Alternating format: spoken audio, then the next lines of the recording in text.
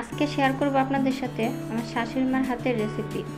এই রেসিপি কিন্তু আমার শাশুড়ি মার কাছ থেকে শেখা, তাই আপনাদের সাথে শেয়ার করব। তো এই তো ফার্স্ট টাইম ফ্রাই প্যানে আলু দিয়ে দিলাম।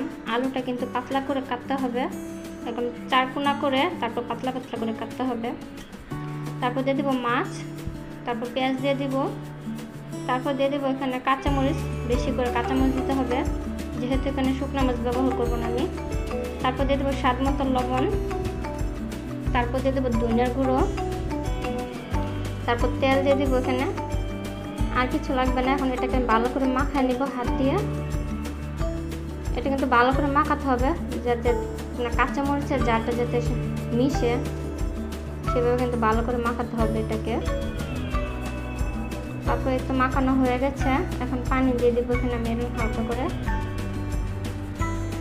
পরিমাণ মতন পানি দিয়ে দিব। এত বেশি পানি দেওয়া যাবে না, কিন্তু হালকা পানি দিতে হবে। তারপর এটা ডেকে দিব। তারপর এটা তরকারি বলক আসছে, লাড়া দিয়ে দিবেন, হালকা করে লাড়া দিবেন, এত লাড়া দেওয়া যাবে না কিন্তু, তাহলে আলুগুলো একদম বেশি সিদ্ধ হয়ে গলে যাবে, তাহলে কিন্তু তরকারিটা ভালো লাগবে না। হালকা করে লাড়া দিবেন, আর আলুগুলোকে একটু আস্ত রাখার চেষ্টা করবেন। এইটা তরকারি কিন্তু হয়ে গেছে আমার। তারপর যে তরকারি কিন্তু একদম শুকনো শুকনো হবে, আপনি যেরকম আলু ভাজি করেন সেরকম করে কিন্তু এটা হবে।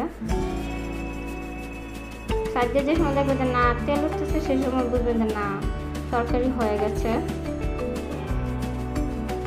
এই তো আমার তরকারি কিন্তু হয়ে গেছে পারফেক্ট। এটা কিন্তু দেখতে যেরকম সুন্দর দেখা যায়, কিন্তু খাইতে সেরকম স্বাদ। এই তো তরকারি হয়ে গেছে, এখন সার্ভ করব। তো ভিডিওটি যার ভালো লাগে একটা লাইক, একটা কমেন্ট, একটা শেয়ার করে দিয়ে যাবেন।